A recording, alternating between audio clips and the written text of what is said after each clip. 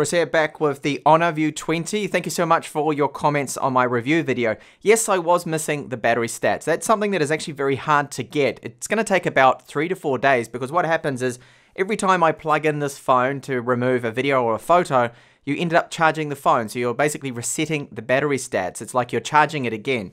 So I will show you them now. The battery life has actually come out to be excellent, really good.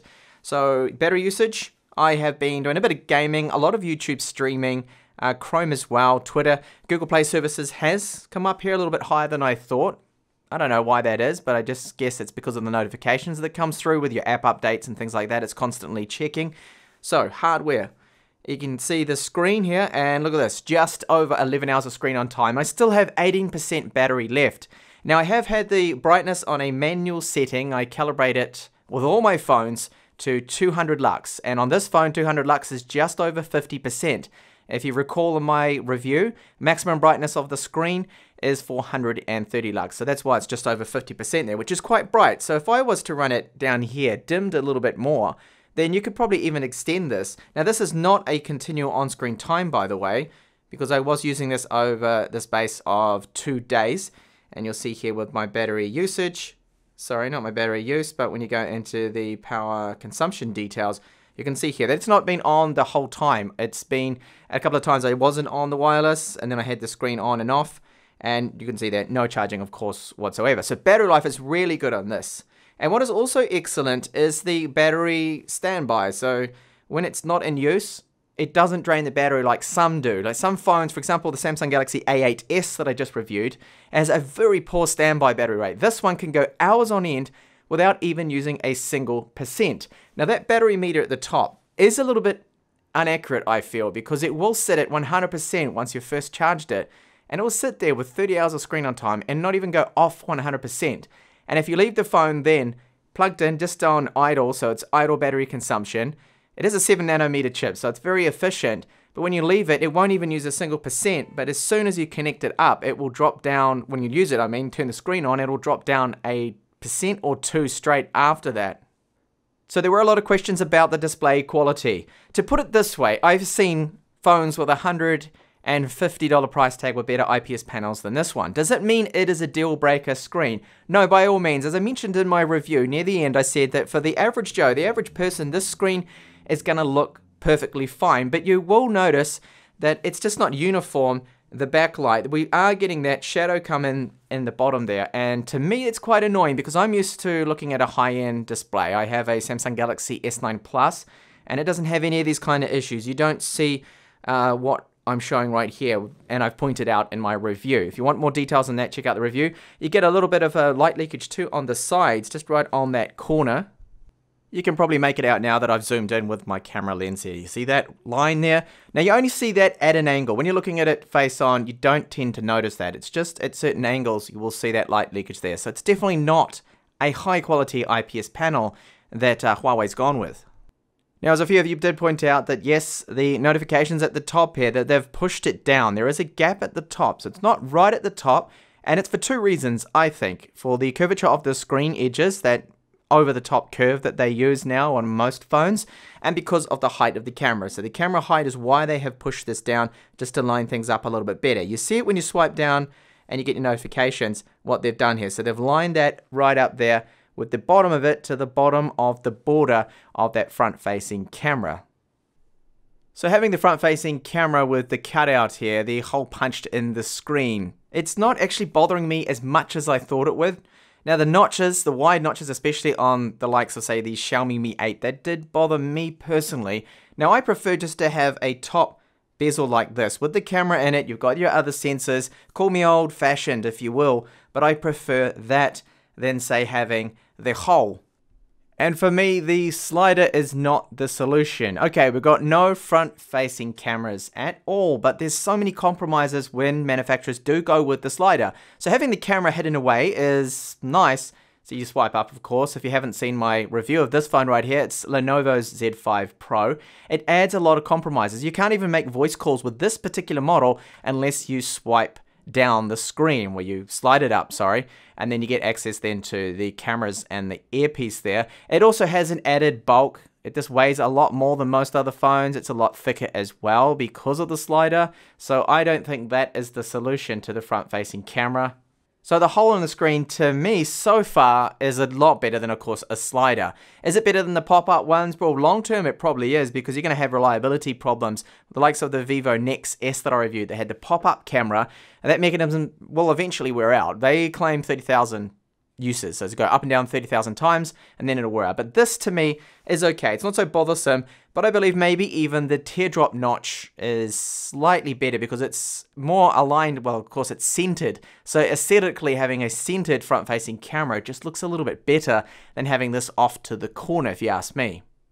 And then, of course, Huawei have done a much better job at this cutout hole versus the Infinity O screen, it's called, from Samsung. This one has a much larger top bezel. They could have almost put a front-facing camera in there, if you ask me, a small sensor perhaps, and a much larger border around the camera. At least with Huawei's design, it's a lot slimmer and a little bit less intrusive. Now, my original plan was to do a comparison between these two phones here, that is Samsung's A8S and then the Honor V20, of course, which this video is about. But there's no point in doing that at all because this phone, apart from the build quality, the Samsung has it's superior. The build is way superior. It's a lot better than the likes of the V20 here. It's just got a better feel to it because it's thinner. But they have the larger bezels. They do have a slightly higher quality screen. But that's really where it ends there because the Honor, the V20, is just so much better. Of course, they both sell for the same price, but we have a Snapdragon 710 on this one, so it's not as powerful.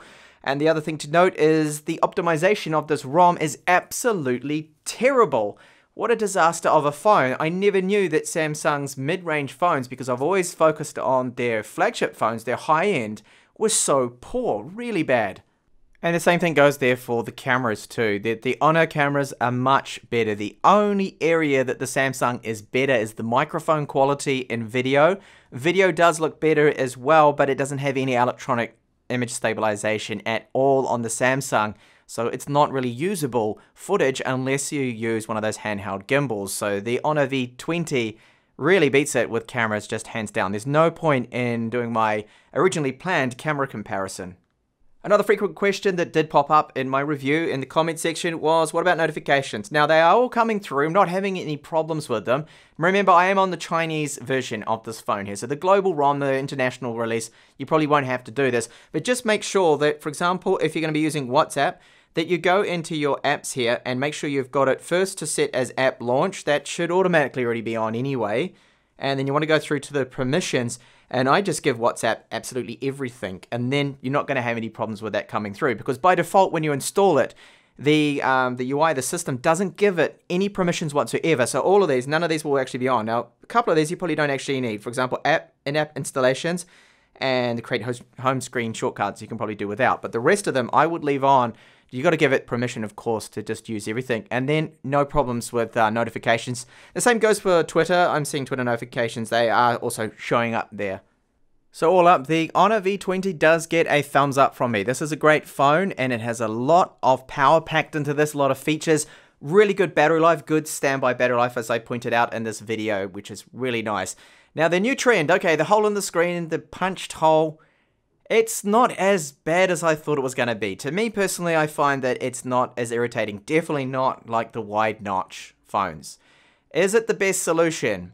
I guess it is okay. I think the teardrop is probably the better solution there with the front-facing cameras, trying to get the all-screen experience that manufacturers are pushing for now. But I'd just love to have a small, slim top bezel. That would be even better for me anyway. So the phone is selling for around about 450 US at the moment. Mine's the Chinese version, so don't get the Chinese version. Go for the international version, the global release, which is coming out in a matter of a week or two in Europe. That'll be one to go for. So if you want a phone that's packing a lot of performance, it has decent cameras, the video quality will disappoint some people. Now see my review for that because the audio quality is still suffering from that bug that Huawei have. It's on their flagship phones as well. You get this horrible reverb echo, a thing that happens on the microphones that just irritates me a lot that they still have not fixed this. No other manufacturer out there has that issue, but they seem to have that problem. So compared to the other hole in the screen phone, which is the A8S, yeah, it just completely kills it. This one has really bad performance, and the V20 just flies compared to it. And of course the battery life is a lot better. You can get about 10 hours on-screen time. It's a 2-day, maybe even 3-day phone for most people. And the IPS panel is really the only thing that lets it down. It's just not a high quality IPS panel. So if you demand a really good screen, and if you see that inconsistent backlighting, the shadow at the bottom, you can even see it now along here. If you're really fussy about those kind of things, then this is probably a phone that you'd want to avoid. If you want the highest quality panel, you're going to be disappointed with this one. Unless Huawei can turn this around and really improve the quality of this IPS panel for the second batch of these, which is probably going to be the global version. Hopefully they can correct that, and you've got yourself a very good phone. Now, there are other alternatives, so do factor in phones like the OnePlus 6T. It has a great UI on that one. As mentioned, it's really good. I do like the Oxygen OS. It's probably one of the best. So factor that in, and also cheaper phones that are still very powerful, like the Pocophone F1 that is selling for a crazy low $288 US. Thank you so much for watching this video, and I will have some more videos up and coming, of course, in the channel. So if you are new, please like and subscribe for those up and coming videos. Bye for now.